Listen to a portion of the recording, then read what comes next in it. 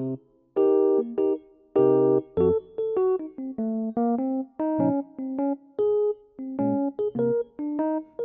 Video में हम देखेंगे rise of nationalism in Europe का पार्ट 2। फर्स्ट पार्ट में हमने हमारा पहला और आई थिंक दो तीन रिवॉल्ट खत्म कर दिए थे। पहला रिवॉल्ट हमने जुलाई रिवॉल्यूशन देखा, सेकंड हमने ग्रीक वॉर ऑफ इंडिपेंडेंस देखी, तीसरा हमने थोड़ा बहुत रोमांटिसिज्म पढ़ा कि रोमांटिसिज्म यानी कि कल्चर कितना इंपॉर्टेंट होता है लोगों के लिए, एंड उसी कल्चर से रिलेटेड हमने देखा कि कितना कोशिश करी लोगों ने अपनी पॉलिश भाषा को ना छोड़ने की। पॉलिश भाषा के लिए वो लोग मरे, लड़े और जेल में भी गए। ठीक है, इसी के साथ अब थोड़े और रिवॉल्यूशन देखें, क्योंकि रिवॉल्यूशन देखने में मजा आता है, मार धाड़ होती है, खून खराबा होता है।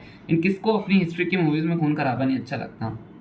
ठीक है, सो अब हम देखेंगे हंगर, हार्डशिप इन पॉपुलर रिवॉल्ट। स्टार्ट करते हैं हम रीड करना। The 1830s were years of great economic hardship in Europe. Hardship यानी कि 1830s में क्या हुआ था, यूरोप के बहुत खराब दिन चल रहे थे। सीधे सीधे क्वेश्चन आएगा, भाई क्यों 1830s में यूरोप की हार्डशिप क्यों चल रही थी, ऐसा सीधा सीधा क्वेश्चन आएगा। फर्स्ट पॉइंट देखो, the first half of the 19th century saw an enormous increase in population all over Europe। जैसे 19th सेंचुरी शुरू हुई ना, पूरे यूरोप की पॉपुलेशन बढ़ने लग गई, पूरा हर जगह पॉपुलेशन बढ़ रही है। पॉपुलेशन बढ़ेगी तो खाने की जरूरत रहेगी, खाना ज़्यादा लगेगा, बट खाना अगर मिल नहीं रहा हो तो हार्डशिप चालू हो जाती है। In most countries there were more seeker of job than employment. अब अगर पॉपुलेशन बढ़ेगी तो भाई जॉब सीकर्स बढ़ेंगे कि नहीं, बट अनएम्प्लॉयमेंट भी फिर उसके कारण बढ़ने लग जाएगी, क्योंकि रोजगार बहुत कम हो जाएगा लोगों के पास। सेकेंड पॉइंट हमारा कहाँ है, सेकेंड पॉइंट क्या है, अगर आपको जॉब सीकर्स वाला पॉइंट लिखना है तो डायरेक्ट लिख देना। सेकेंड पॉइंट में अनएम्प्लॉयमेंट इंक्रीज्ड, अनएम्प्लॉयमेंट इंक्रीज्ड। ठीक है, हमारा सेकेंड पॉइंट हो गया। थर्ड पॉइंट देखते हैं, population from rural areas migrated to the cities to live in overcrowded slums. तो हमारा जो रूरल एरियाज के लोग थे ना, वो सिटी में आने लग गए। उनको क्या लगता था कि गांव के लोग शहर में जाके उनको जॉब मिल जाएगी, इसलिए वो शहर आते थे। लेकिन शहर में आके क्या हुआ, उनको स्लम एरियाज में रहना पड़ा। स्लम एरियाज यानी कि झोपड़पट्टी में उनको रहना पड़ा।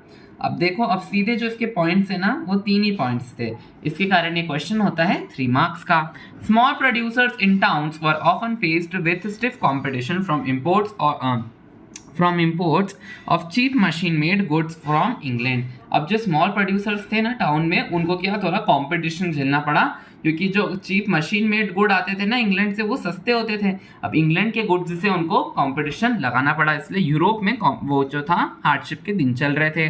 Where industrialization was more advanced than on the continent। England में इंडस्ट्रियलाइजेशन अच्छा था, हमने ऊपर ही देखा, इंग्लैंड में सबसे पहले आया था इंडस्ट्रियलाइजेशन, इसके कारण इंग्लैंड बहुत आगे था। इसके कारण यूरोप के लोगों को थोड़ा सा क्या बोलते हैं, यूरोप के लोगों को थोड़ी परेशानी झेलनी पड़ती थी। This was specially so in textile production. Textile production में खासकर बहुत दिक्कत होती थी लोगों को, which was carried out mainly in houses और small workshops and was only partly mechanized। तो मैकेनाइज कहाँ क्या बताऊँ मैं इसमें, वैसे इसमें समझाने लायक कुछ है नहीं, समझ में आई क्या होगा कि वहाँ का जो लोग, वहाँ पे जो इंग्लैंड में सब मशीनों के द्वारा होता था, मशीनों के द्वारा होता था तो फटाफट हो जाता था ये, लेकिन यहाँ पर लोग हाथों से काम करते थे यूरोप के, इसके कारण उनको इंग्लैंड से भिड़ना पड़ता था। भाई इंग्लैंड बहुत आगे था उस समय। In those regions of Europe where the aristocracy still enjoyed power, peasants struggled under the burden of feudal dues and obligation। जहाँ जहाँ एरिस्टोक्रेसी अभी भी थी, जहाँ लोगों के पास अमीर लोगों के पास प्रिविलेज थी, अमीर लोग रहते थे ना, वहाँ पे जो नॉर्मल लोग थे ना, उनको फ्यूडल ड्यूज पे करने पड़ते थे, टैक्स देने पड़ते थे, और उनको इक्वल ट्रीटमेंट नहीं मिलती थी। The rise of food prices और a year of bad harvest led to widespread. ये भी आप डाल दो। अब क्या हुआ था, फूड प्राइसेस बढ़ गए थे, क्यों, क्योंकि गंदा हार्वेस्ट हुआ था हमारे यूरोप में। Widespread pauperism in town and countries के कारण लोगों में हर जगह भूखमरी फैल गई। अब ऑलरेडी पेपियरिज्म का मतलब है कि ऑलरेडी जो पुअर लोग हैं वो अब और एक्सट्रीम कंडीशंस में जा रहे थे। गरीब पहले से थे, वो होता ना गरीबी में आटा गीला, मीन्स अब पहले ही गरीब थे और एक्सट्रीम कंडीशंस में लोग जा रहे थे। The year 1848 was one such year. अब ये 1830s की बात करें ना, 1830s में भी कौन सा स्पेसिफिक ईयर, 1848 में ये सब हुआ था। क्या हुआ था, फूड शॉर्टेज हो गई थी, वाइड स्प्रेड अनएम्प्लॉयमेंट फैल गया था, खाने की कमी थी, अनएम्प्लॉयमेंट भी था हर जगह, इन जो पेरिस की जो पॉपुलेशन थी वो सड़कों पर उतर आई थी, बैरिकेड्स लगाने पड़े थे और लुइस फिलिप को फ्ली करना पड़ा था। भाई लुइस फिलिप ने बोला अब मेरे से यूरोप नहीं संभल रहा, हम तो जा रहे हैं बाहर। फ्ली यानी उड़कर भाग गया वो तो। अब क्या हुआ, तो हर जगह खाने की कमी आ रही है, लोग सड़कों पर उतर आए हैं। अब क्या होगा भाई, लुइस फिलिप ने तो गद्दी छोड़ दी, अब मेरा कुछ नहीं है। तो अब लुइस फिलिप ने गद्दी छोड़ दी, अब गद्दी पे कोई और तो बैठेगा ना। इस तरह से देखो लोग सड़कों पर उतर आए थे, इस तरह से देखो हमारा प्रोसेशन चलने लग गया था। लोग अगर एक साथ यूनिटी में आ जाए ना, तो हमारा हिस्ट्री यूनिटी सिखाता है। National assembly proclaimed a republic, granted suffrage to all adult male above 21 and guaranteed the right to work. अब नेशनल असेंबली आ गई थी लुइस फिलिप की जगह, जहां पर सफरेज दी गई सारे मेल्स को जो 21 साल से बड़े थे, और उन्होंने राइट टू वर्क यानी कि काम करने का हक दिया सभी लोगों को। अब 1845 में क्या हुआ, अब साइलेशिया में छोटा सा रिवॉल्ट हुआ था। देख ले छोटा सा रिवॉल्ट क्यों हुआ था, 1 मार्क में पूछ लेते हैं, क्योंकि 1 मार्क में पूछा जाता है कि 1845 में साइलेशिया के वीवर्स ने रिवोल्ट क्यों करा। तो जो क्यों करा था, क्योंकि वीवर्स जो थे ना साइलेशिया में, उन्होंने रिवोल्ट इसलिए करा था कॉन्ट्रैक्टर के खिलाफ। कॉन्ट्रैक्टर ने उनको क्या रॉ मटेरियल्स दे दिया था और उनको ऑर्डर भी दे दिया था पर finished but drastically reduce their payment. अब ऑर्डर मिल गया था उन वीवर्स को, तो उन्हें खुशी खुशी बनाया, भाई अच्छा ऑर्डर आया है आज, तो हम वो कॉन्ट्रैक्टर को खुशी खुशी हमारा उसका ऑर्डर देंगे। लेकिन जैसे कॉन्ट्रैक्टर ने अपना माल लिया, उन्होंने तो बोला कि पेमेंट ही कम कर दी, पहले 1000 रुपए देने का बोला था 500 दे रहा है, तो उनको आया गुस्सा, करती revolt. Journalist Wilhelm Wolff describe the events in Silesia village as follows. अब किस तरह से साइलेशिया के विलेजेस में रिवोल्ट हुआ, ये आगे हमको दिया हुआ है केस स्टडी में, कभी कभार पूछ लेते हैं। इन दीज विलेजेस 18,000 इनहेबिटेंट्स लोग रहते थे इन गाँव में साइलेशिया के। तो कॉटन वीविंग जो थी ना, वो बहुत ज़्यादा लोग यहाँ पे करते थे। जो मिजरी थी ऑफ वर्कर्स इज एक्सट्रीम, वहाँ पर लोग बहुत ही बुरी जिंदगी जीते थे। The desperate need for jobs had been taken advantage of by the contractor. उन्होंने देखा कि भाई लोग बुरी जिंदगी जी रहे हैं, इसका एडवांटेज ले लेता हूँ, इसका फायदा उठाता हूँ, इनको कॉन्ट्रैक्ट दूंगा और बाद में इनको पैसे भी कम दूंगा। इसके कारण उसने इन चीज का उस चीज का फायदा उठाया। 4 जून 2 बजे क्या हुआ था, एक large crowd of viewers emerged from their homes and marched in Paris up to the mansion of the contractor demanding higher wages। सब 4 जून 2 बजे सारी क्राउड वीवर बाहर निकले, वो कॉन्ट्रैक्टर के घर के पास जाने लगे। इमेजिन करो, बहुत मजा आ रहा है, इमेजिन करके देखेंगे। कॉन्ट्रैक्टर के घर के पास जा रहे हैं, हर जगह नारे लगा रहे कि हमको वेजेस चाहिए। They were treated with scorn and threats alternately. उनको भले उन्होंने धमकी दी कि मत जाओ, कॉन्ट्रैक्टर ने बहुत ही बुरा है, कॉन्ट्रैक्टर कुछ भी आपको कर सकता है। Following this a group of them force their way into the house. अब ये सब करने के क्या, घर में ही घुस के, सोचो बहुत रोका उनको गेट पे, अब गेट तोड़ के घर में ही घुसने लग गए हैं वो लोग।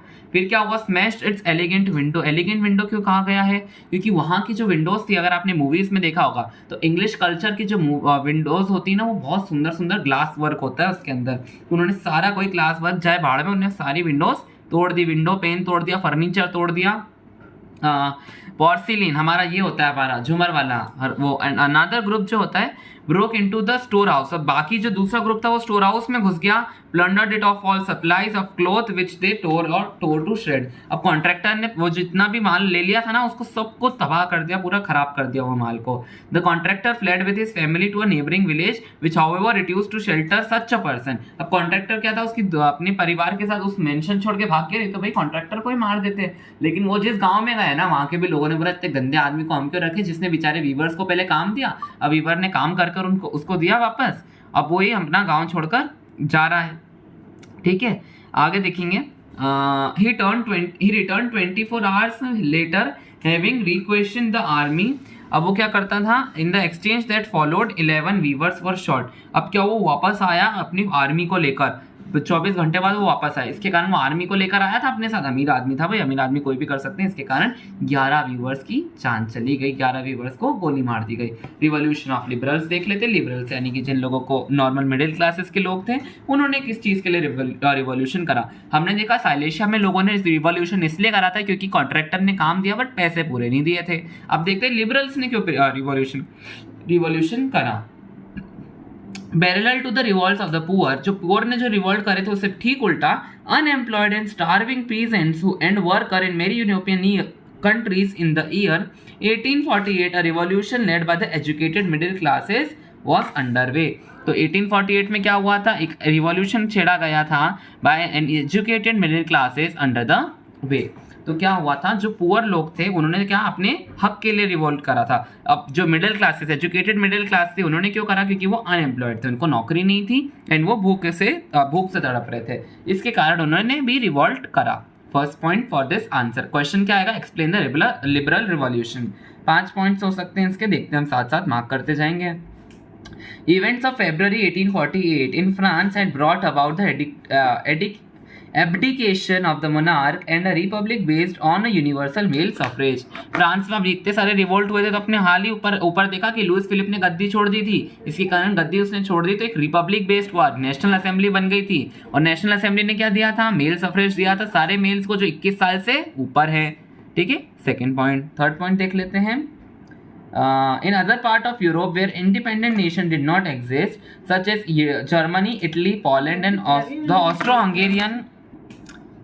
Austro-Hungarian Empire, men and women of the liberal middle classes combined their demands for constitutionalism with national unification। अब क्या हुआ, जर्मनी, इटली, पोलैंड और ऑस्ट्रो हंगेरियन यानी कि हमारा ऑस्ट्रिया और हंगेरी पे राज करने वाला हमारा कौन सा एम्पायर, हैब्सबर्ग एम्पायर के लोगों ने क्या करा, मेन एंड वीमेन जो थे लिबरल मिडिल क्लासेस के, वो कंबाइन हो गए।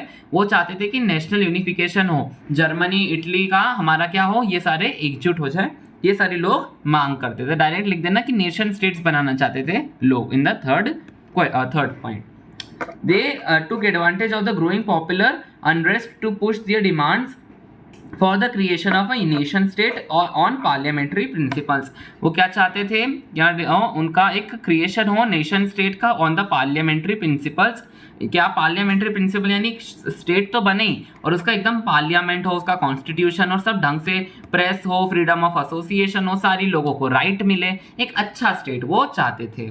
ठीक है, ये हो गया हमारा फोर्थ पॉइंट। 4 बड़े बड़े पॉइंट है, इसलिए 5 मार्क्स के लिए पूछा जा सकता है। आगे देखते हैं, फ्रैंकफर्ट पार्लियामेंट आ गया है। अब वो जो लोग मांग कर रहे थे ना जर्मनी में कि हम चाहते हैं कि भाई एक अच्छा नेशन स्टेट बने और वहां पर जो लोग हैं मोनार्की ना चले, लोग अपने हिसाब से जिए और लोगों का कॉन्स्टिट्यूशन हो, लोग अपने हिसाब से अपने देश को चला सकें, तो इसी के कारण उन लोगों ने क्या करा, एक फ्रैंकफर्ट पार्लियामेंट बनाया। फ्रैंकफर्ट पार्लियामेंट क्वेश्चन आता है, explain the Frankfurt parliament, 5 marks का क्वेश्चन, क्योंकि इसमें बड़े बड़े क्वेश्चन आंसर्स बहुत है बच्चों।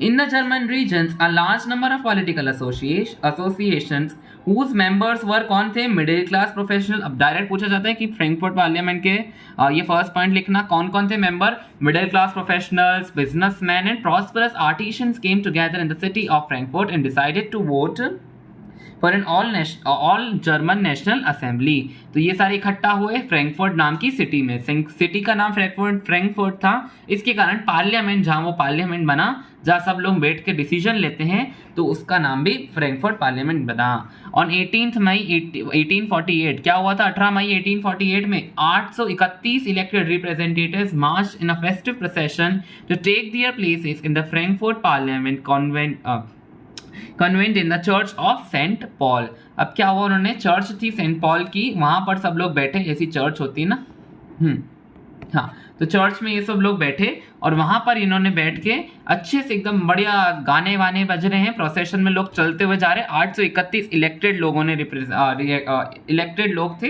बढ़िया खुशी से चलकर जा रहे हैं और अपनी सीट पे बैठ रहे हैं। They drafted a constitution for a German nation to be headed by a monarchy subject to a parliament.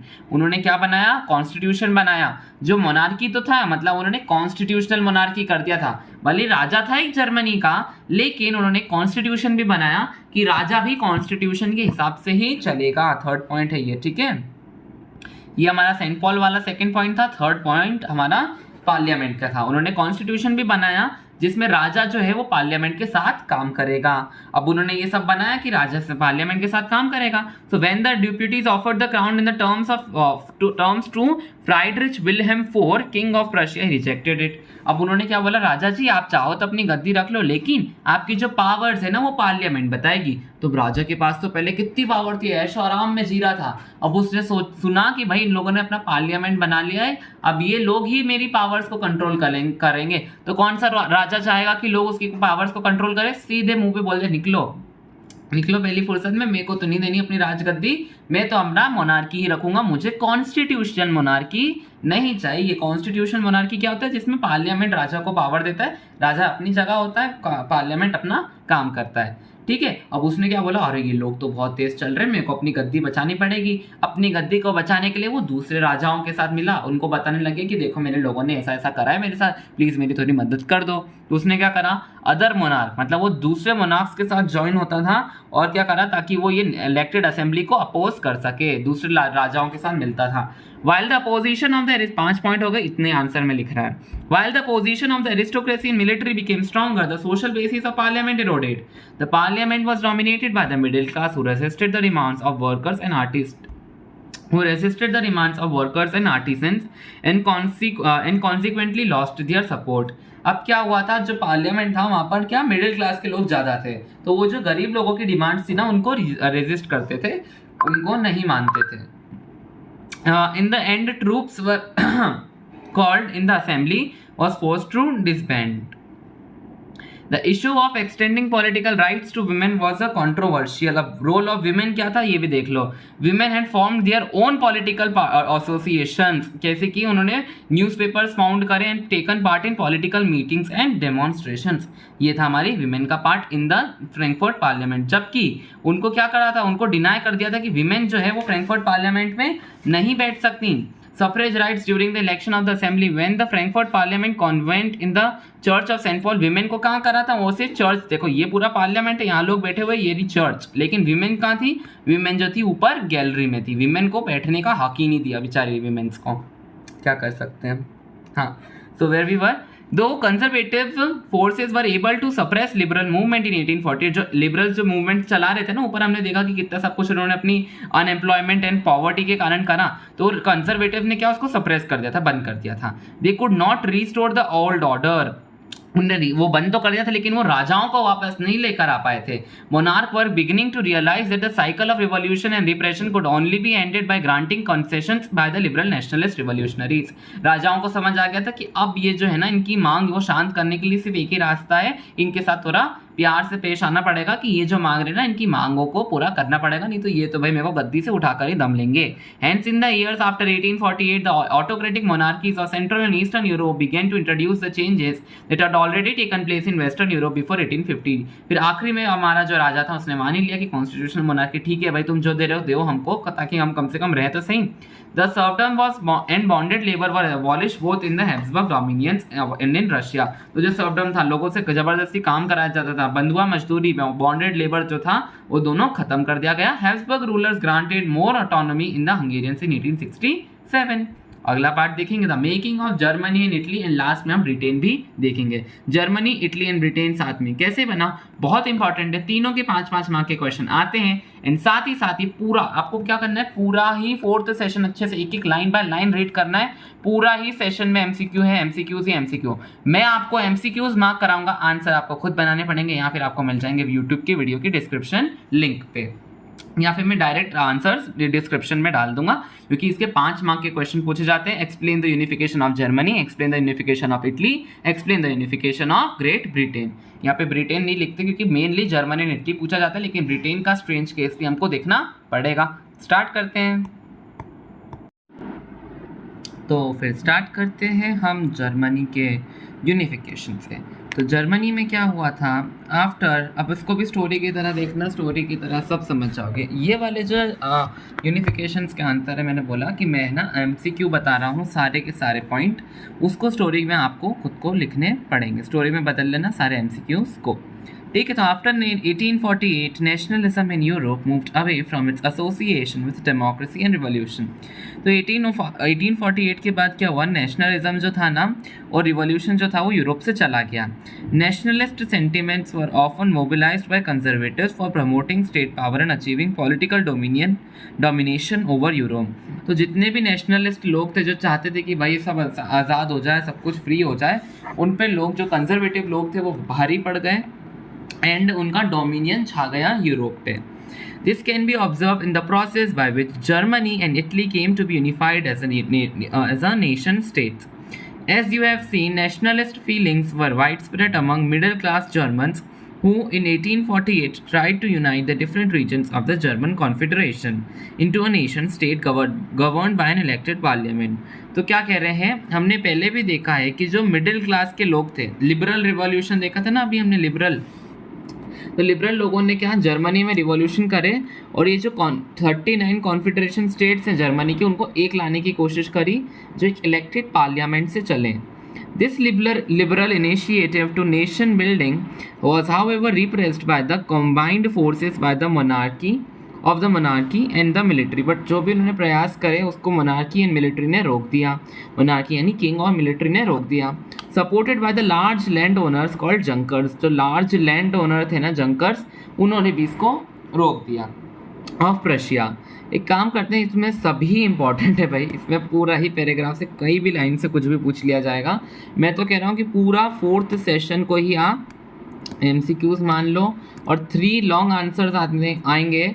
Germany, Italy and अपना ग्रेट ब्रिटेन का यूनिफिकेशन. ठीक है, अभी हम जर्मनी की यूनिफिकेशन देख रहे हैं. तो हमने अभी तक क्या देखा कि जो लोग थे ना उन्होंने ट्राई करना था जर्मनी को यूनाइट करने का, लेकिन जो भी किंग विंग थे ना, किंग और मोनार्की के क्या बोलते हैं मिलिट्री थी, तो इन लोगों ने उनके रिवॉल्यूशंस को रोक दिया. कहाँ था मैं, from then on Prussia took the leadership of the movement for national unification. फिर क्या हुआ, प्रशिया जो था ना उसने लीडरशिप ली. उन्होंने बोला भाई नॉर्मल पीपल से कुछ नहीं होगा, मिडिल क्लासेस से कुछ नहीं होगा, अब तो मुझे ही जर्मनी को क्या बोलते हैं यूनिफाइड करना होगा.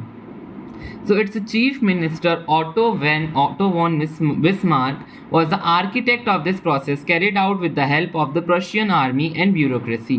तो जो प्रशिया के चीफ मिनिस्टर थे, अब राजा जो था ना प्रशिया का, वो चाहता था कि जर्मनी यूनिफाई हो जाए. अब राजा खुद तो काम करेगा नहीं, किससे काम कराएगा, मिनिस्टर से. तो जो चीफ मिनिस्टर था ऑटो वैन बिस्मार्क, उसने क्या करा, उसी ने ही स्टार्ट करा था जर्मन यूनिफिकेशन. इसलिए उसको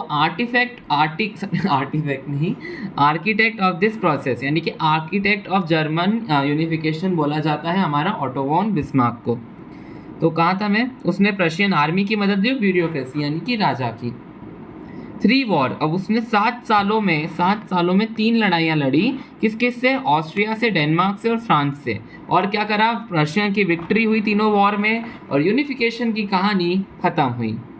इसमें बस इतना बताया था कि मिडिल क्लासेस ने करने की कोशिश करी थी पर जर्मन कॉन्फेडरेशन को लिबरल, लेकिन जो बड़े बड़े लोग थे उन्होंने ख़त्म कर दिया कि नहीं यूनिफाई तो नहीं कर पाओगे तुम लोग. तो प्रशिया ने बोला कि नहीं भाई तुम छोटे जन कुछ नहीं कर पाओगे, हम जैसे बड़े बड़े स्टेट ही कर सकते हैं जर्मनी को यूनिफाई. तो उसने क्या करा, वहाँ के राजा ने बोला कि अरे भाई चीफ मिनिस्टर मैं को चाहता हूँ कि जर्मनी को यूनिफाई किया जाए. तो यूनिफाई करने के लिए क्या 3 जगह लड़ाई करी गई, ऑस्ट्रिया, डेनमार्क और फ्रांस में. ठीक है, तो जो क्या हुआ, प्रशिया की जीत हुई तीनों लड़ाई में. और 1871 में जो प्रशिया का किंग था, अब चीफ मिनिस्टर ने जिताई लड़ाई तो चीफ मिनिस्टर थोड़ा ना बन जाएगा ना किंग तो किंग ही बनेगा ना जर्मनी का. तो प्रशिया का किंग जो था विलियम वन जो था वो जर्मनी का एम्परर बना in the ceremony that held at Versailles. यहाँ एक सेरेमनी हुई थी वर्सेलिस में, आपको दिख रहा है ना कहाँ है किंग, फोटो में किंग तो नहीं दिख रहे भाई सब. वर्सेलिस तो हॉल था मिरर्स का बिल्कुल सुंदर सा, वहाँ पर ये जगह हो रही थी. कहाँ क्या हुआ था वहाँ पे, on the बिटरी cold morning of 18 जनवरी 1871. तो 18 जनवरी 1871 की ठंडी सुबह पे क्या हुआ था, एक असेंबली हुई थी सारे राजकुमारों की जर्मन स्टेट्स के, जहाँ पर उनकी आर्मी के रिप्रेजेंटेटिव यानी सेनापति भी आए हुए थे. जो मेन प्रशिया के मिनिस्टर थे वो भी आए थे, जिसमें ऑटो वॉन बिस्मार्क भी थे. वो सब कहाँ गैदर हुए थे, hall of mirror in the palace of Versailles. Palace of Versailles में तो वही, वहाँ पर भी हॉल ऑफ मिरर्स में, to proclaim the new German Empire headed by Kaiser William I of Prussia. ये विलियम वन का पूरा नाम क्या है, कैसर विलियम वन. ठीक है, वो खुशी बना रहे थे कि विलियम वन को राजगद्दी मिल गई है, सब खुशियां बना रहे थे. The nation building process in Germany had demonstrated the dominance of Prussian state power. तो हमने देखा कि जर्मनी किस तरह से क्या बोलते हैं यूनिफाई हो पाया. अगर प्रशिया पावरफुल नहीं होता तो वो 3 जो क्या थी हमारी, ऑस्ट्रिया, डेनमार्क और फ्रांस, इन तीनों को नहीं हरा पाता और हमारा जर्मनी यूनिफाई नहीं हो पाता. लेकिन नहीं, हमारा जो प्रशिया था वो पावरफुल था और उसने अपनी डोमिनेंस दिखाकर जर्मनी को यूनिफाई करा. The new state placed a strong emphasis on modernizing the currency, banking, legal and judicial system in Germany. अब जैसे ही नया राजा आया ना, उसने क्या क्या मॉडर्न कर दिया, करेंसी को, बैंकिंग सिस्टम्स को, लीगल एंड जुडिशियल सिस्टम्स को, पूरी जर्मनी को ही. Prussian measures and practices often become a model for the rest of Germany. तो जो प्रशिया जो काम करता था ना वो एकदम मॉडर्न कर दिया था हर काम, तो रेस्ट ऑफ द जर्मनी को बहुत अच्छा लगता था। ठीक है, अब देख लेते हैं इटली की यूनिफिकेशन। जर्मनी की यूनिफिकेशन में 1 मिनट में आपको वापस से बता देता हूँ। तो हमने जर्मनी की यूनिफिकेशन में देखा कि जो जर्मनी था वो 39 कॉन्फेडरेशन स्टेट्स में टूटा हुआ था। जर्मनी को यूनिफाई करने की कोशिश लिबरल लोगों ने करी थी, यानी कि मिडिल क्लासेस ने करी थी, लेकिन उनको जैसे ही उन्होंने स्टार्ट करा यूनिफाई करना, वहाँ पर बड़े बड़े लोगों ने उनका रिवॉल्यूशन रोक दिया। बड़े बड़े लोग कौन थे? राजा, military and large land owners. फिर प्रशिया ने देखा कि भाई तेरे से नहीं हो पाएगा, तो प्रशिया आया, उसने अपनी बड़ी सी पावर दिखाई। प्रशिया का जो किंग था उसको चाहिए था जर्मनी। अब किंग तो काम करेगा नहीं, काम कौन करेगा? उसका चीफ मिनिस्टर। चीफ मिनिस्टर कौन था? Otto von Bismarck. बिस्मार्क ने सारा काम करा, इसलिए उसको बना दिया गया आर्किटेक्ट ऑफ हमारा जर्मन यूनिफिकेशन। इसने क्या क्या करा? 3 लड़ाइयाँ लड़ी 7 सालों में। किस किस के साथ लड़ाइयाँ लड़ी? ऑस्ट्रिया, डेनमार्क एंड फ्रांस के साथ। तीनों स्टेट्स को हराया और जर्मनी को बना दिया यूनिफाइड। अब चीफ मिनिस्टर तो राजा की गद्दी पे बैठ नहीं सकता, राजा की गद्दी पे तो ऑफिशियली प्रशिया का राजा ही बैठेगा। प्रशिया का राजा कौन था? हमारा केजर विलियम वन। और जैसी तीनों लड़ाइयाँ खत्म हुई, केजर विलियम वन को राजा बना दिया गया। जैसे ही वो राजा बनाया गया, उनको सब हॉल ऑफ मिरर्स ऑफ वर्सरीज में पार्टी बनाने हैं। भाई राजा बनाए, खुशी तो होगी ना। वहाँ पे कौन कौन आए थे? प्रशिया के मिनिस्टर्स आए थे, प्रिंस आए थे अलग अलग जगह के, सेनापति आए थे, रिप्रेजेंटेटिव्स ऑफ आर्मी आए थे, बहुत सारे जने आए थे। फिर क्या हुआ? राजा ने बहुत अच्छी तरह से जर्मनी को मॉडर्नाइज कर दिया। प्रशिया के लोग खुश हो गए कि भाई जर्मनी के लोग खुश हो गए कि देखो प्रशिया के राजा ने आकर यहाँ पे हम सब कुछ मॉडर्नाइज कर दिया है। ठीक है, ये कहानी यहाँ पे एंड हो गई। अब देखते हैं हम इटली की यूनिफिकेशन। इटली में यूनिफिकेशन कैसे हुई? तो like Germany, Italy too had a long history of political fragmentation. तो एकदम जर्मनी की तरह जैसे जर्मनी 39 जगह टूटा हुआ, 39 स्टेट्स में टूटा हुआ था, हमारा इटली भी टूटा हुआ था। Italians were scattered over several dynastic states as well as the multinational Habsburg Empire। तो जो इटालियंस थे वो अलग अलग जगह पे फैले हुए थे, अलग अलग स्टेट्स में, और हैब्सबर्ग एम्पायर में भी कुछ इटालियंस रहते थे। During the middle of the 19th century Italy was divided into 7 states. बिल्कुल इंपॉर्टेंट, जैसे जर्मनी हमारा 39 था, हमारा इटली कितने में डिवाइडेड था? Italy was divided into 7 states. बहुत इंपॉर्टेंट है, रट लो।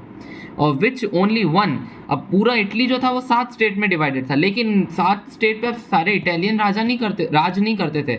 उन 7 कितने बना दिए? 1 2 3 4 5 6 7। जो 7th नंबर का था ना, जैसे कि सार्दिनिया पाइडमोंट, तो जो सार्दिनिया पाइडमोंट था, सिर्फ वही जो स्टेट था ना, वहाँ पर ही एक इटालियन प्रिंस रूल करता था, और वहाँ पर कोई भी इटालियन प्रिंस रूल नहीं करता था।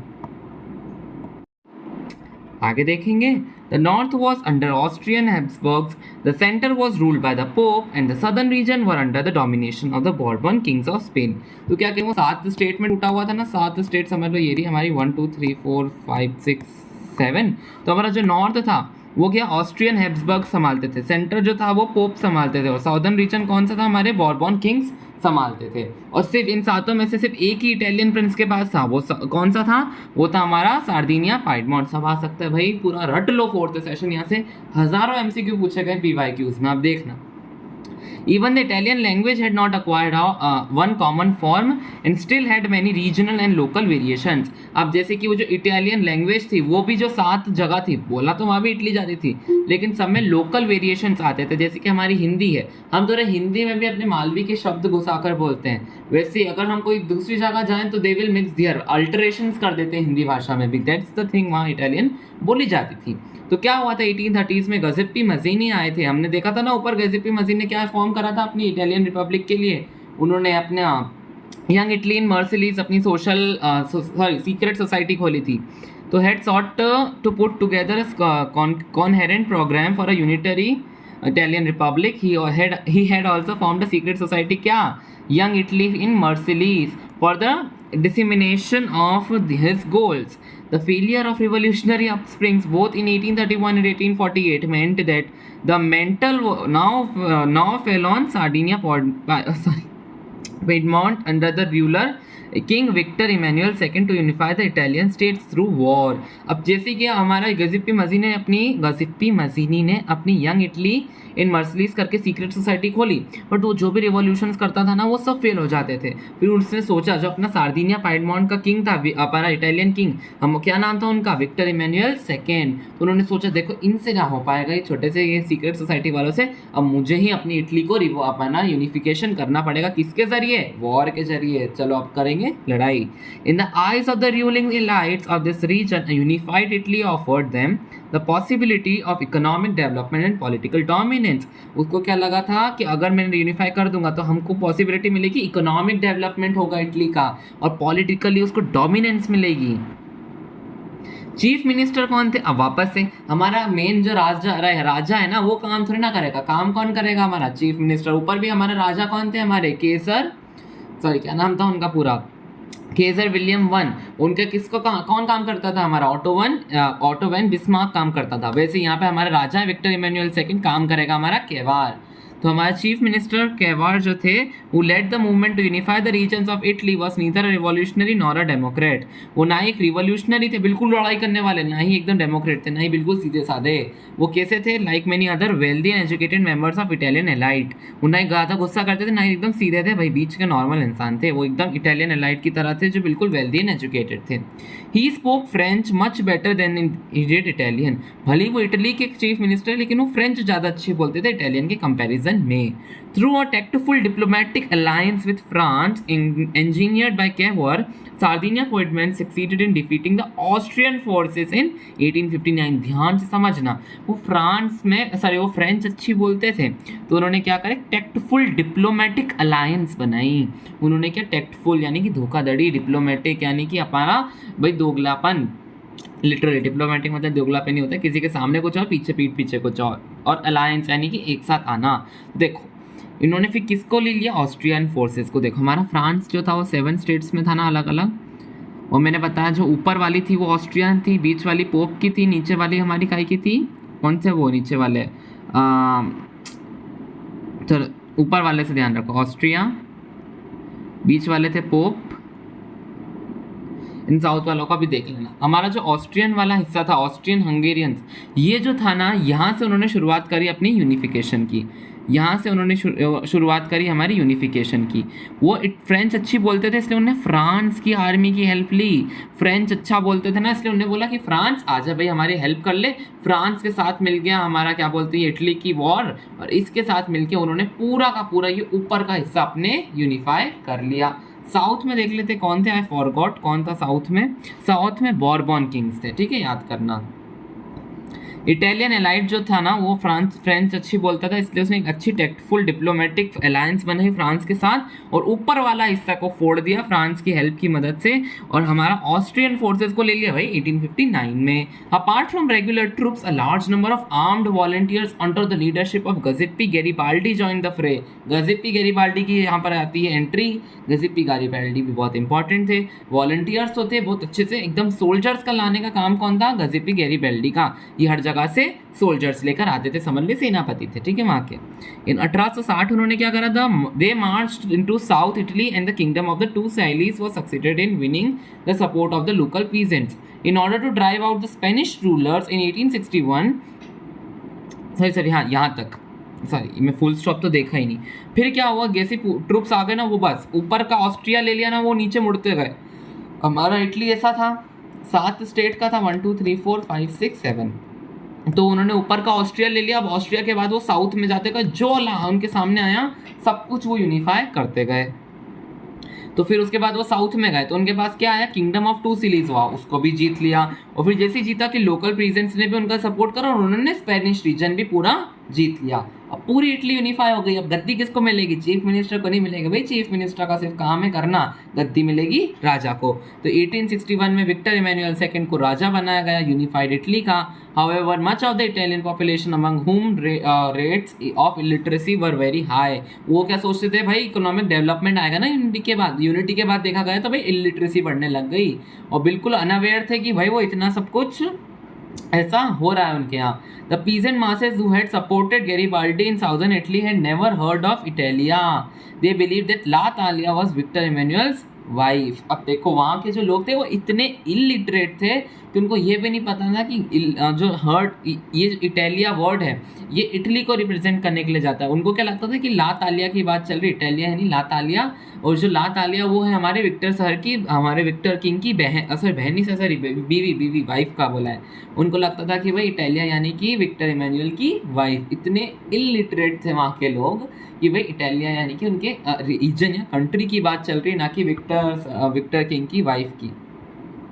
इसके बाद हमारा ब्रिटेन आने वाला है, तो पहले उसके पहले वापस से मैं छोटा सा 10 मिनट का नहीं 1 मिनट का बता देता हूँ क्या होता।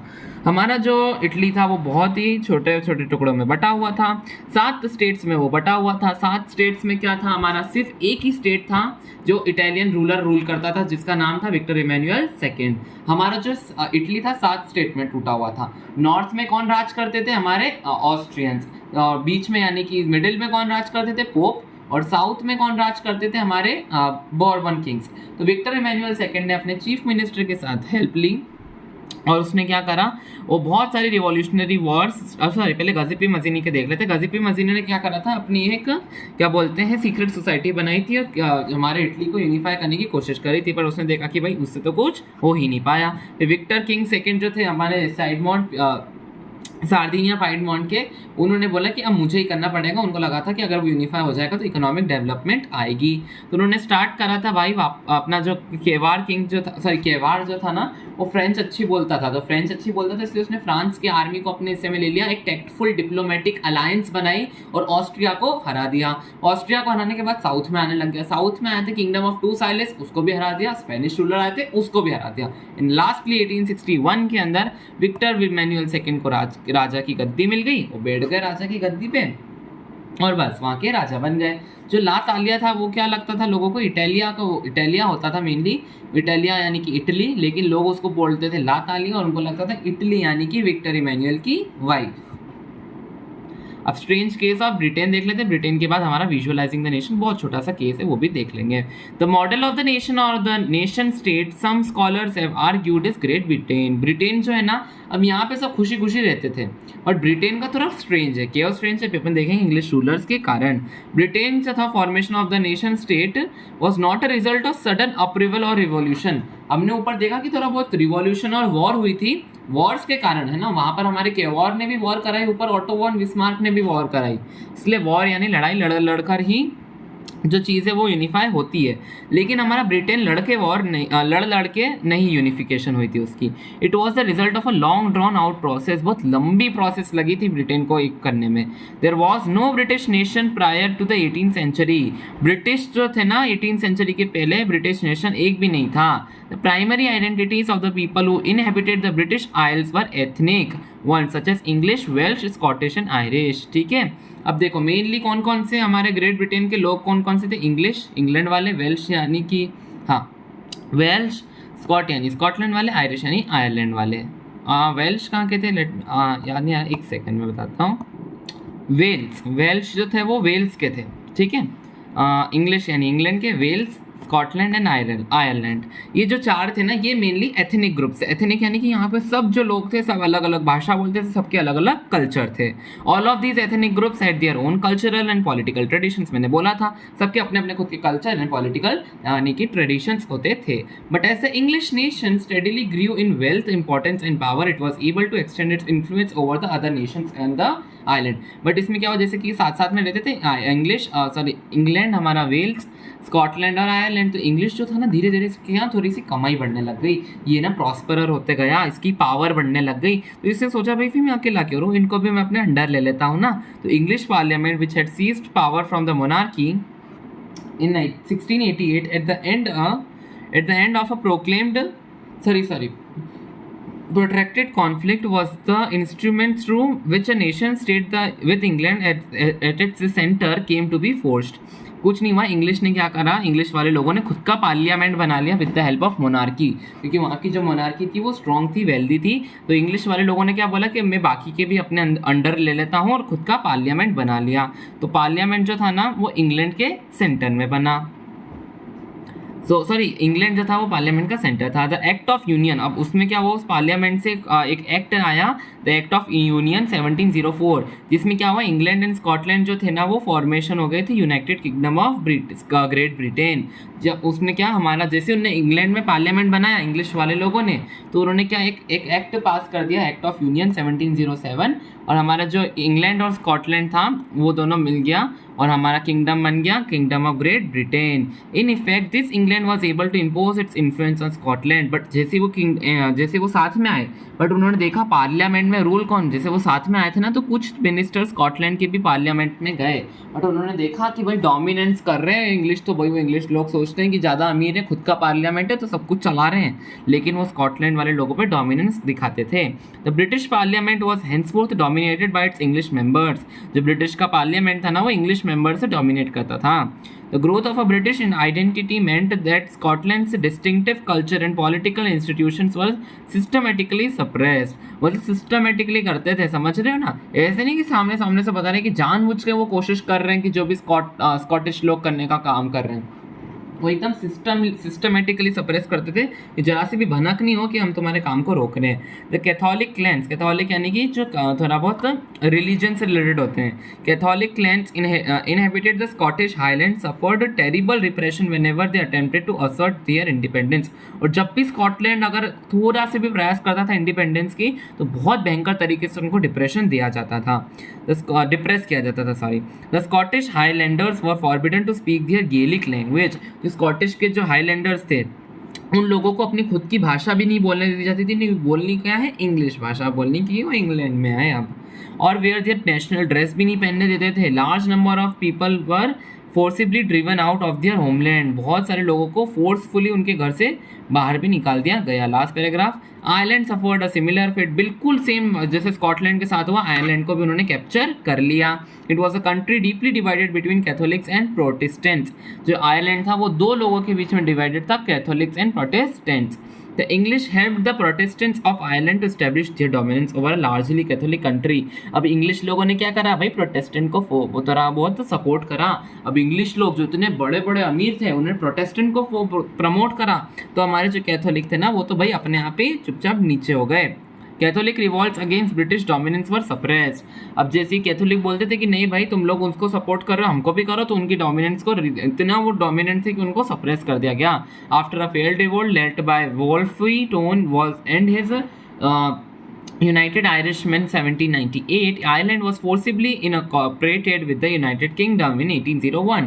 A new British nation was forged through the propagation of a dominant English culture. The symbols of the New Britain, the British flag, Union Jack, the national anthem, God Save Our Noble King, the English language were actively promoted, and the older nation survived only as a subordinate partners in this union. अब मैं अच्छी तरह से आपको summary दूंगा, बहुत अच्छे से हिंदी भाषा में दूंगा ताकि सबको अच्छे से समझ में, इमेजिन करना कहानी को तो ही समझ आएगा।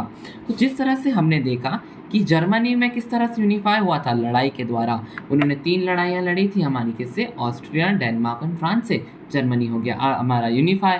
और फिर इटली में क्या हुआ था, ऑस्ट्रिया से लड़ाई करी, फिर धीरे धीरे साउथ में आए और पूरा इटली भी ले लिया। लेकिन ब्रिटेन में लड़ाई नहीं हुई। ब्रिटेन का थोड़ा सा ब्रिटेन का किस्सा थोड़ा अलग था। ब्रिटेन में क्या हुआ था, जो उसमें 4 टाइप के लोग रहते थे, English, Welsh, Scot and Irish. English England में रहते थे, वेल्श वेल्स में रहते थे, स्कॉट स्कॉटलैंड में रहते थे, एंड आयरिश आयरलैंड में रहते थे। तो जो क्या हुआ वो जो चारों ही ये नेशन है बिल्कुल अलग अलग भाषाएं बोलते थे, उनका अलग अलग कल्चर था, अलग अलग ट्रेडिशन था। बट जो इंग्लिश नेशन था ना इंग्लैंड, वो थोड़ा थोड़ा डेवलप करने लग गया। इंग्लैंड डेवलप करने लग गया, उसके पास पावर आने लग गई, तो इंग्लैंड ने सोचा भाई मैं अकेले क्यों बैठूं, मैं आस पास वाले लोगों को भी इनहेरिट कर लेता हूँ। इंग्लैंड ने बनाया खुद का पार्लियामेंट बनाने के बाद उसने एक्ट ऑफ यूनियन पास करा। एक्ट ऑफ यूनियन पास करने के बाद 1707 में एक्ट ऑफ यूनियन पास हुआ था, उससे उसने स्कॉटलैंड को भी अपने अंडर कर लिया था। और फॉर्म क्या करा, kingdom of Great Britain, United kingdom of Great Britain. फिर क्या हुआ था इफेक्ट, अब जैसे उन्होंने किंगडम बना लिया तो इफेक्ट आया कि जो इंग्लैंड था ना वो अपना इन्फ्लुएंस डाल पाता था स्कॉटलैंड के ऊपर। इंग्लैंड है ना बहुत अच्छे से डोमिनेट करता था कि मैं जो बोलूँगा वो करना पड़ेगा, और ऐसे नहीं उसको एकदम ढंग से नहीं बताता था कि मैं तुमको डोमिनेट करूँगा, एकदम सिस्टमेटिकली उसको सप्रेस किया जाता था, एकदम सिस्टम के अनुसार। फिर जैसे ही ब्रिटिश की आइडेंटिटी एकदम डोमिनेट होने लग गई ना, तो उनको भी झुकना पड़ा। जो स्कॉटलैंड में जो कैथोलिक ग्रुप्स होते थे ना, उनको कुछ भी नहीं करने दिया जाता था, उनको ना ही अपनी लैंग्वेज बोलने दी जाती थी, ना स्कॉटलैंड वाले लोगों को अपनी नेचुरल ड्रेस पहनने का मौका मिलता था। वो जो थे ना, उनको हर जगह से दबाया जाता था। आयरलैंड में क्या, दो टाइप के लोग रहते थे, कैथोलिक एंड प्रोटेस्टेंट। जो इंग्लैंड वाले लोग थे उन्हें प्रोटेस्टेंट का सपोर्ट किया, प्रोटेस्टेंट के पास आई पावर, तो कैथोलिक जो थे वो पूरी तरीके से नीचे हो गए। कैथोलिक्स जैसे ही वहाँ पे हटे वहाँ से, तो जो प्रोटेस्टेंट्स थे वो उन्होंने डोमिनेट करा, एंड लास्ट में आयरलैंड को भी उन्होंने अपने अंडर ले लिया। और जैसे आयरलैंड भी अपने United kingdom of Great Britain के अंडर आया, तो उसके अंदर नई नई उन्होंने नेशनल नेशनल आइडेंटिटीज निकालना शुरू कर दिया। हमारे इंग्लैंड वाले लोगों ने क्या निकाला, ब्रिटिश फ्लैग निकाला, उसका नाम था यूनियन जैक, बिल्कुल एमसीक्यू में आएगा। उन्होंने नेशनल एंथम भी बना ली खुद की, God save our noble king, and खुद की इंग्लिश लैंग्वेज तो वो पॉपुलराइज करते ही थे। इसी के साथ हमारा सेशन 4 खत्म होता है, सेशन 5 देखते हैं। विजुअलाइजिंग द नेशन है ना, बहुत ही ईजी टॉपिक है। इसमें सिर्फ हमको जर्मेनिया के बारे में देखना है, और कौन थी भाई सेकंड हमारी, जर्मेनिया के बारे में तो देखना ही, और हमारी फ्रांस की कौन थी, एक सेकेंड, हाँ मेरियानी, हमारी मेरियानी जो हमारी फ्रांस की थी, एंड जर्मनी की जो हमारी वो थी रिप्रेजेंटेटिव, वो जर्मेनिया थी। तो आप सोच रहे होंगे भाई ये कौन था, जैसे हमारी भारत है, भारत को हम किसके द्वारा शो करते हैं, भारत माता, ठीक है। भारत जो है वो एक मतलब हमारा नेशन है, बट हमने नेशन को किस तरह से शो करते हैं, भारत माता, एक वो साड़ी पहन के है, उनके पीछे शेर रहता है, हाथ में भारत का झंडा रहता है, दुर्गा माँ जैसी वो टाइप दिखती है, ठीक है। हम अभी देखेंगे अगले चैप्टर में, second chapter nationalism in India में उनका फोटो आएगा। तो उसी तरह से फ्रांस ने अपनी क्या बनाई, मेरियाने, जो इस टाइप की दिखती थी, एंड जर्मनी ने अपने आप को अपने मदरलैंड को दिखाने के लिए जर्मेनिया बनाई, जो कुछ इस टाइप की दिखती थी। तो इसी के बारे में थोड़ा बात देख लेते हैं। While it was easy enough to represent a ruler through a portrait or a statue, how does go about giving a face to a nation? कितना आसान है कि किसी के राजा की मूर्ति या ड्राइंग बनाना, बट क्या इतना ही आसान है किसी नेशन की ड्राइंग बनाना, यानी कोई राज्य की ड्राइंग बनाना, कोई कंट्री की ड्राइंग बनाना? Artist in the 18th and 19th century found a way out by personifying a nation. Artist जो थे ना उस समय एक नेशन को पर्सोनिफाई करते थे एक ह्यूमन फिगर के द्वारा। In other words they represented a country as it was a person. बहुत अच्छे सिंपल लाइनों में लिखा है, कंट्री को एक पर्सन की तरह वो शो करते थे। Nations were then portrayed as female figures. Nation को फीमेल फिगर्स के द्वारा पोर्ट्रे किया जाता था। The female form that was chosen to personify the nation did not stand for any particular woman in real life. वो जो woman थी वो कोई particular woman in real life की नहीं थी, वो एक इमेजिनरी वुमन थी। Rather it sought to give the abstract idea of the nation to concrete form. That is, the female figure become an allegory. Allegory का मतलब हमको 1 मार्क में पूछा जा सकता है। An abstract idea जो किसके द्वारा एक्सप्रेस किया जाता है, पीपल या फिर कोई चीज के द्वारा। An allegorical story has 2 meanings, one literal and one symbolic. ये तो हम देख रहे हैं कि यहाँ पर एक औरत खड़ी तलवार लेकर, बट इसका एक रियल मीनिंग हुआ, मतलब एक सेंस इसकी होगी कि तलवार क्यों ले रखी है, झंडा। अभी हम पूरा देखेंगे, इन्होंने ये सब पकड़ा हुआ है, देखो उनके पास तलवार है, शील्ड उन्होंने अपने सीने पे लगा रखी, दिख रही ना शील्ड, और पीछे से एकदम देखो ये पीछे जो ये सन की रेस निकल रही है ना, देखो हम सन की रेस का मतलब देखेंगे, पूरा तलवार उन्होंने क्राउन पहना है, एक एक चीज का मीनिंग हम देखेंगे। एलेगरी मतलब होता है कि क्या बोलते हैं, उनका कुछ एक तो दिख रहा है कि सामने ये पहना है, बट इसका डीप मीनिंग क्या है वो भी हम आगे देखेंगे। You will recall that during the French revolution artist use the female allegory of to portray idea such as liberty, justice and the republic. पहले लोग लिबर्टी को शो करने के लिए क्या स्टैच्यू ऑफ लिबर्टी बनाया था, जस्टिस को शो करने के लिए, रिपब्लिक को शो करने के लिए लोग ड्राइंग्स बनाते थे, लेकिन अब क्या होने लग गए कि वो नेशंस को शो करने के लिए भी ड्राइंग्स बनाने लग गए हैं। These ideas were represented through a specific object or symbols. As you would remember, the attributes of liberty are the red cap or the broken chain. Liberty को शो करने के लिए क्या, रेड कैप जो जैकोबिन्स पहनते थे, broken chain यानी कि चेन जो टूटी हुई है, यानी जो पैरों की पहनने वाली बेड़ियां, अगर बेड़ियां टूट जाए तो वो क्या दिखाती है, फ्रीडम यानी लिबर्टी को दिखाती है। तो जैसे ये चीजें कुछ चीज शो करती है, अब किसी के सामने आप टूटी हुई चेन रख दो, वो क्या बोलेगा भाई क्या है, बट ध्यान से देखा जाए तो टूटी हुई चेन फ्रीडम शो कर रही है। वैसे ही जो पेंटिंग थी इसके अंदर कुछ कुछ एलिमेंट थे जो मेन लिटरल मीनिंग कुछ और रखते थे, वो अभी हम देखेंगे। The attributes of liberty are the red cap or the broken chain, while justice is generally a blindfolded woman carrying a pair of weighing scales. Justice हमने देखा है ना कि क्या बोलते हैं जस्टिस को हिंदी में, न्याय के लिए वो अपने कोर्ट में देखा एक औरत रहती है, आंख में काली पट्टी और हाथ में तराजू लिए, जस्टिस को पर्सोनिफाई करा गया इसके द्वारा। Similarly, female allegories were invented by artists in the 19th century to represent the nation. इसी के जैसे बिल्कुल हमारा नेशन को दिखाने के लिए उन्होंने एक पर्सन का रूप दे दिया नेशन को। फ्रांस में किसको दिया गया था? Christine Marianne. अच्छे से नाम रट लो, पूरा एमसीक्यू आएगा। A popular Christian name which underline the idea of a people's nation.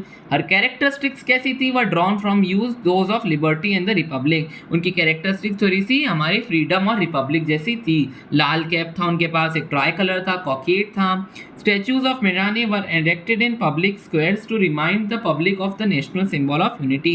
अब कहाँ चौराहों पर उसको बना दिया जाता था ताकि उसको लोग देख के नेशनलिज्म की भावना फील करें। To persuade them to identify with it. Marianne images were marked on coins and stamp. देख रहे हो आप एक स्टैम्प है यहाँ, उस स्टैम्प के ऊपर मेरानी की इमेज बनी हुई है, मार्क करी गई है। ठीक है, आगे देखो। सिमिलरली जर्मेनिया जो थी वो एलिगरी देखी जाती थी ऑफ जर्मन नेशन। वो क्या विजुअल रिप्रेजेंटेशन था? Germania wears a crown of oak leaves. Germania oak leaves का क्राउन वेयर करती है। As the German oak stands for heroism. अब देख लो, ब्रोकन चेन से यानी कि बीइंग फ्री। दिख रही ना ब्रोकन चेन? ब्रोकन चेन कहीं ना कहीं ड्राइंग में भी होगी, दिख गई ड्राइंग में भी ब्रोकन चेन। आगे देखो, ब्रेस्ट प्लेट विथ ईगल, या ब्रेस्ट प्लेट यानी कि सीने में शील्ड लगाती है जिसपे ईगल बना है। क्या शो करता है वो? सिंबल ऑफ जर्मन एम्पायर और strength. Crown of okay leave, crown दिख रहा है ओक लीव का, ये शो करता है हीरोइज्म। फिर क्या है? स्वॉर्ड, स्वॉर्ड क्या दिखाता है? रेडीनेस टू फाइट, लड़ने के लिए तैयार। फिर आता है हमारा olive branch around the sword. ये स्वॉर्ड के आसपास भी एक ऑलिव की ब्रांच दिख रही होगी ना, पेड़ लगा हुआ है छोटा सा, वो क्या दिखाता है? Willingness to make peace. अब लड़ाई तो करेंगे, उसकी किस चीज़ के लिए कर रहे हैं? शांति अमल करने के लिए। Black red and golden try colour, हाथ में जो झंडा पकड़ा हुआ है वो क्यों पकड़ा हुआ है? Flag to the liberal nationalist in 1848 blend by the dukes of the German state. भाई जर्मनी का फ्लैग है वो तो। Rays of the rising sun, पीछे से देखो रोशनी दिख रही है ना, नया सूरज आने की। अब सूरज क्या आता है? नया दिन को शो करने के लिए। वैसे ही एक नया एरा आने वाला है जर्मनी का, जब जर्मेनिया वहां पर लड़ेगी। एक और फॉरलन जर्मेनिया बनाया गया था। देखो वही जर्मेनिया है, वो ऊपर वाली जो लड़की थी ना वही, पर यहाँ गिर गई है। ये इसलिए बनाया था जब जर्मनी की हार हो गई थी। और ये देखो जर्मेनिया इसमें एकदम क्या, एकदम फाइट करने के मूड में। ये तब बनाया गया था जब फ्रांस एकदम जर्मनी बिल्कुल फाइट करने के मूड में था। लास्ट है नेशनलिज्म एंड इंपीरियलिज्म। इसमें बाल्कन्स का क्वेश्चन आता है। बाल्कन्स में से यहाँ पर से इतना देखो, मैं बताता हूँ इतना, ये 2 पैराग्राफ को अच्छे से समझ लो।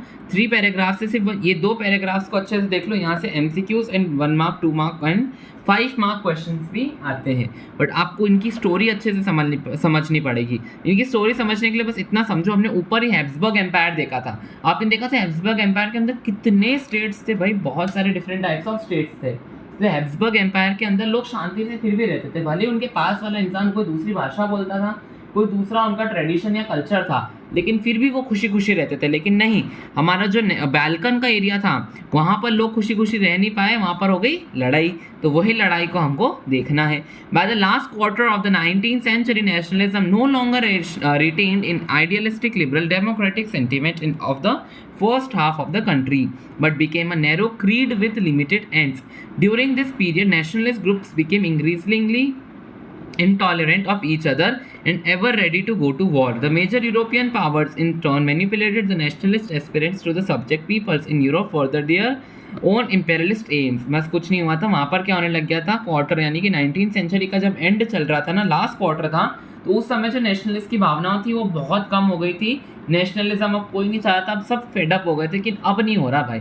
तो इम्पीरियलिज्म यानी कि जो राजा लोग थे ना, यानी कि जो लोग इधर उधर से मतलब कॉलोनी वाले जो लोग थे, डोमिनेट करने वाले लोग थे, वो नेशनलिस्ट को ना वो क्या कहते हैं, मैनिपुलेट करते थे कि भाई अब तुमसे कुछ नहीं हो पाएगा, तुम आ जाओ हमारे पास, हम तुमको काम देंगे वगैरह वगैरह करके उनको मैनिपुलेट यानी झांसा देते थे।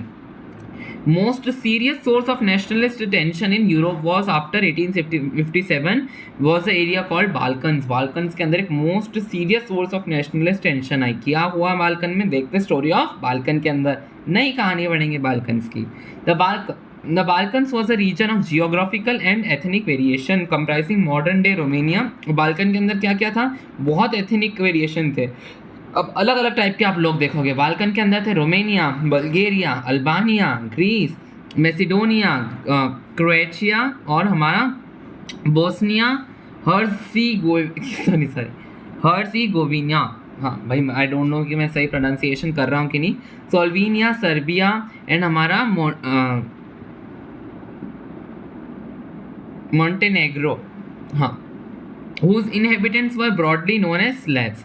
मॉन्टेनेग्रो के जो इनहेबिटेंट्स थे उनको स्लाव्स बोला जाता था.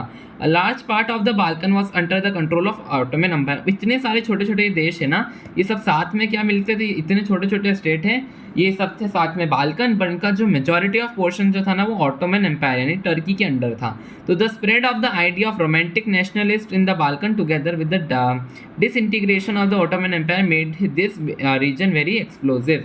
अब क्या हुआ, अब उन लोगों को समझने आ गया, नेशनलिज्म आ गई है कि अब हमको ऑटोमन एम्पायर के अंडर नहीं रहना, हमको तो खुद रहना है, ठीक है, अलग अलग रहना है हमको. तो all through the 19th century the Ottoman Empire had sought to strengthen itself through modernization and internal reforms, but with very little success. यूँ क्या करता था ऑटोमन एम्पायर, जो बाल्कन वाला एरिया था वहाँ पे मॉडर्नाइज करता था लोगों को, बट बहुत ही कम सक्सेस उसके पास आती थी. One by one it's European subject nationalist broke away from its control and declared independent. और वो छोटे छोटे जो एरियाज थे ना बाल्कन के, धीरे धीरे वो सब अलग होने लग गए और अपने आप को इंडिपेंडेंट कहने लग गए. भाई हम तो अलग अलग रह सकते, पूरा बाल्कन अलग अलग हिस्सों में टूट गया. The Balkan people based their claims for independence और political rights on nationality and use history to prove that they had once been independent and had subsequently been subjugated by foreign powers. वो कहने लगे हम तो इतिहास से एकदम, हम तो इंडिपेंडेंट हैं, अब हम बाल्कन या फिर अब बाल्कन वाले रीजन में नहीं रहेंगे, हम ऑटोमन एम्पायर के अंडर नहीं रहेंगे, भले ही हम छोटे हैं तो क्या, हमारा लैंड मास छोटा है हमारी जगह का, बट हम तो इंडिपेंडेंट रहेंगे, ठीक है, हम तो पूरे इतिहास से इंडिपेंडेंट रहते आ रहे, हम किसी की गुलामी नहीं करेंगे. Hence, the rebellious nationalists in the Balkan thought of their struggles as attempt to win back their long lost independence. फिर उनको वहाँ पर जो था उनको अलग होने दे दिया गया.